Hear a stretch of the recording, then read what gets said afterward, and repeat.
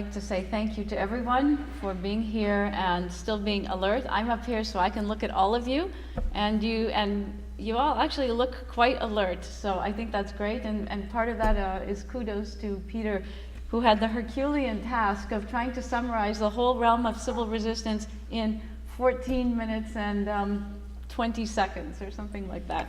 So what I'm going to do now with my task, which I think is a little bit Herculean too, but not as much as Peter's, is to take the concepts that Peter has summarized and apply them to the struggle of curbing illicit financial flows. And then I'm just going to outline a little bit of research to you, new research that's come out that I've done in the anti-corruption realm, in which I've documented cases of grassroots, bottom-up civil resistance movements and campaigns and efforts to curb corruption. And then leave us to think, as we leave here today, how this can apply to the struggle against illicit financial flows. So let me see. Do I go like this? No, I think I just turned it off. Let's see, what did I do? Can I get some help, please? I think I pressed the wrong button. So really what we're talking about is another component in the struggle against illicit financial flows. And that component is citizens. And that citizens are part of course, civil society and the civic realm. So I'm sorry, how do I move from one slide to the next? Use the arrow keys right here. Thanks. I need to go down to... Do you want to go back? No, I want to go down. Next one? Down. There you go, so the end key. Okay, so, let's see how we can translate Peter's concepts into the struggle against illicit financial flows.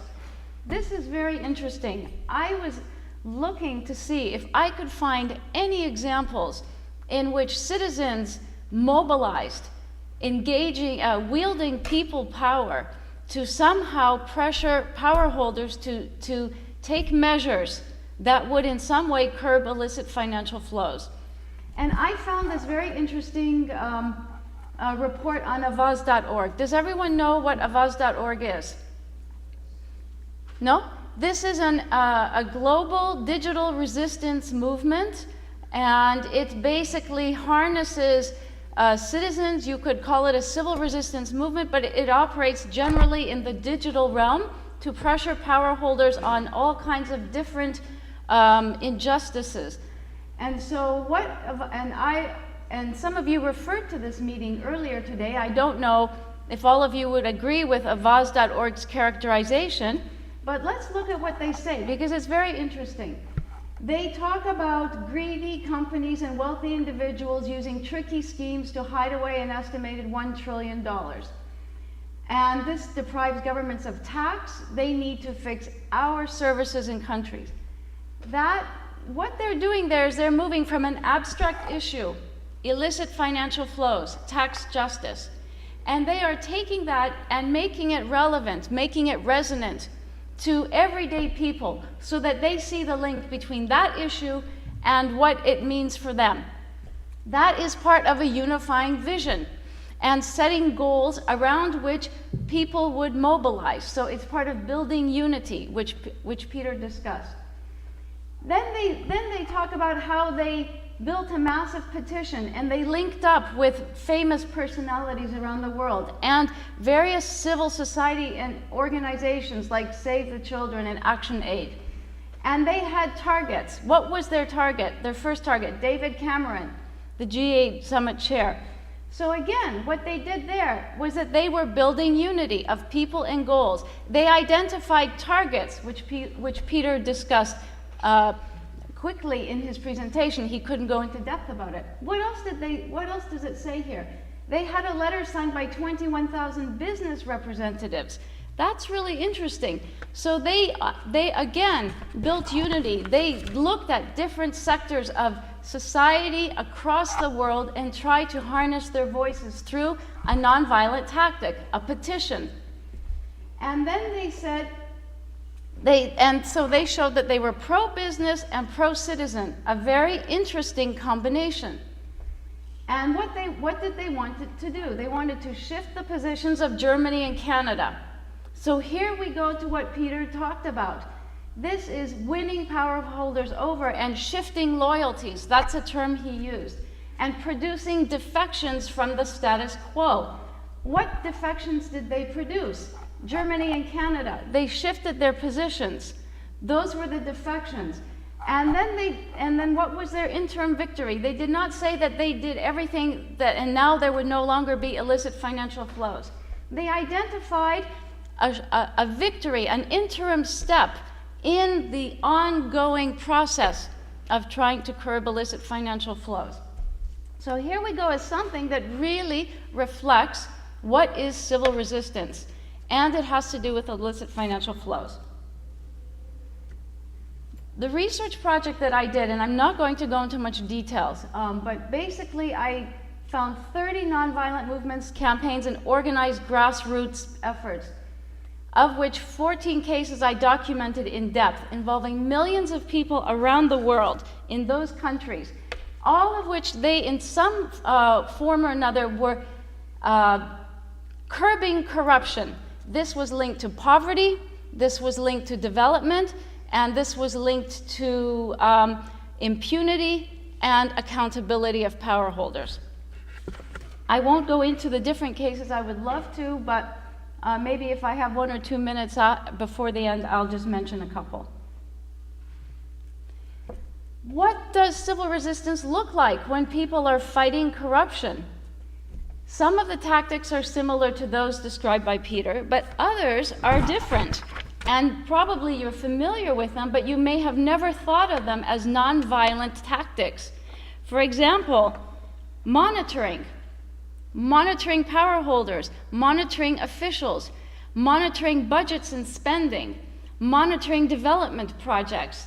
These are all nonviolent tactics that disrupt the status quo. Peter talked about disruption. This is the way one disrupts a corrupt status quo, a corrupt system. For example, digital resistance. This is very interesting. Join Facebook digital mobilizations, blogging, exposure of corruption via SMS, e-petitions, Twittering, and new tools are being developed all the time. So, for example, on avaz.org now, you can go to their website, and from Twitter or email, there are online call tools and email tools. You don't have to pick up the phone. Through there, you can make a call, a real call, like we can do with Skype, for example, and call directly to a congressperson's office and say, you know what? We know that this bill is sitting in your committee right now, and we want your congressperson to do X, Y, and Z, or Z. That really happened in Brazil. So this is not fantasy. This is happening right now. So these are very interesting kinds of nonviolent tactics that we may have never thought about in terms of curbing corruption, and we can think about what kinds of tactics could be used in disrupting systems of illicit financial flows and pressuring the power holders to get those shifts of positions and defections. I'm going to cite some research that really mirrors what Peter cited from the Freedom House research, but what's interesting is that this research comes from the development and anti-corruption realms, and some of you may recognize the authors, John Gaventa and Gregory Barrett. And they did a 10-year meta-case study analysis, and they concluded something very similar, that citizen engagement can make positive differences, even in the least democratic settings, a proposition that challenges the conventional wisdom of an institution and state-oriented approach that relegates opportunities for citizens to engage in a variety of participatory strategies to a more mature democratic phase. I did that all in one breath. I have to say, I think that was because of yogic breathing. So that's really interesting that we're finding similar research conclusions from very different realms. Similarly to corruption, let's think differently about illicit financial flows. What I found from my research was that when we think about corruption, and the same applies here, these kinds of practices function within systems. It's not simply that there's an illicit financial flow here, and another one there, and another one over here. There are whole systems in which many steps take place. And there are all these different relationships in these systems, and there are all these vested interests in maintaining these systems of illicit practices or corruption.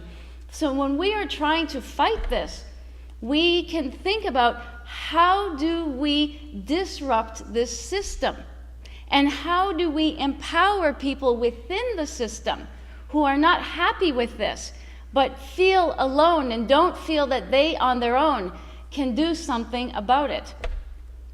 So when we think about systems, we can think that they cut across political, economic, and social spheres within a country and all over the world, because we're talking about global illicit financial flows.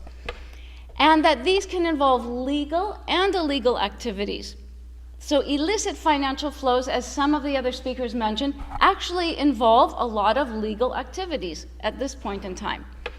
And that they're complex, they're intertwined relationships, some are obvious, but most are hidden. So we can never know all these hidden transactions and hidden relationships. So somehow we have to find strategies to disrupt them, because we'll never be able to know all of them to try to change them.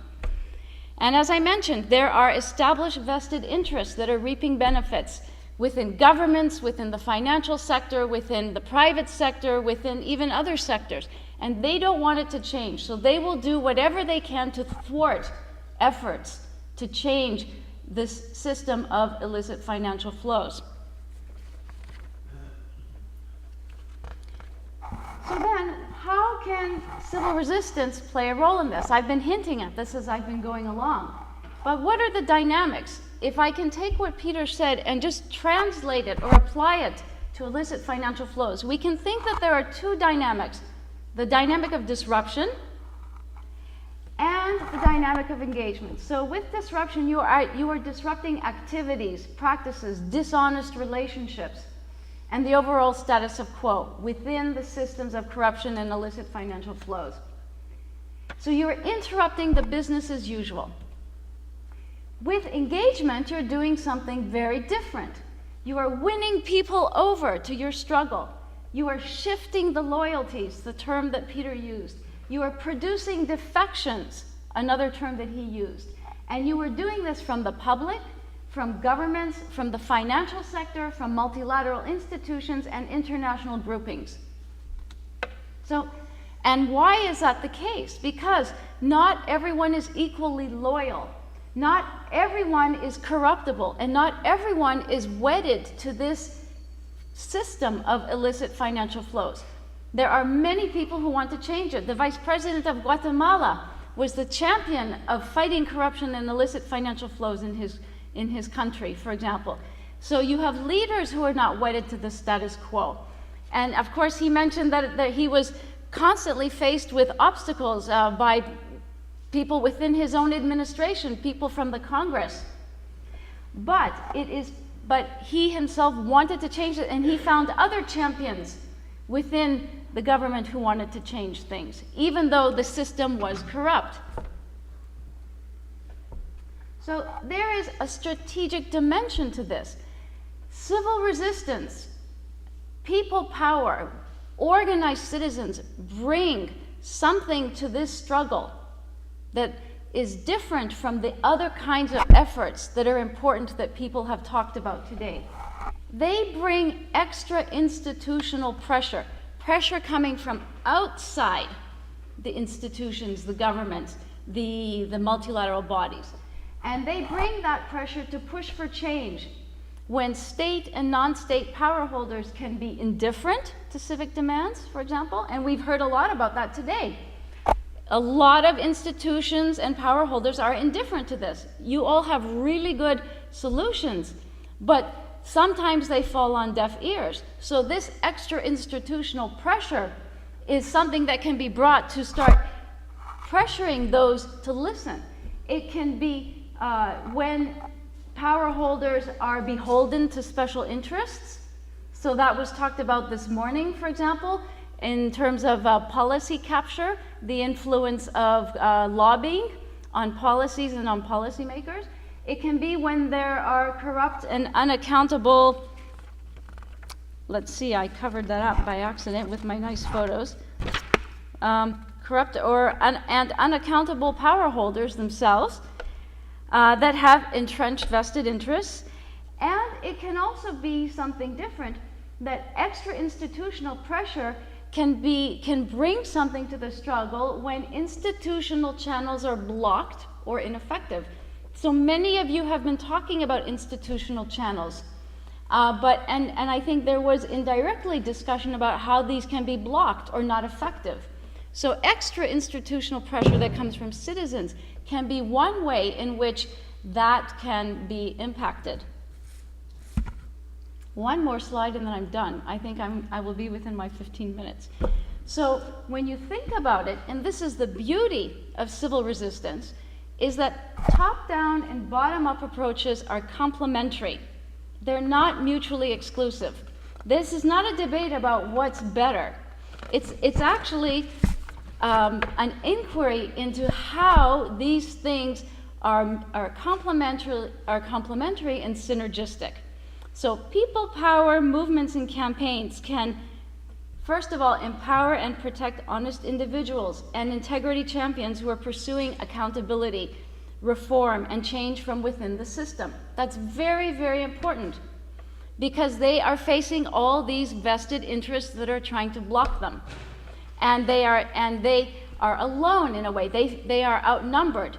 So people power, civil resistance, brings the numbers, in a sense, that they need to be empowered to do the things they want to do. People power movements and campaigns can also empower and protect honest state and non-state power holders who are caught within the system. So I sort of leaped ahead to that point. And that's very important. And this goes back to what Peter was talking about in terms of shifting loyalties and the quote from Natan Sharansky, that there are people within the system, but they don't know that who else is also wanting to change sometimes.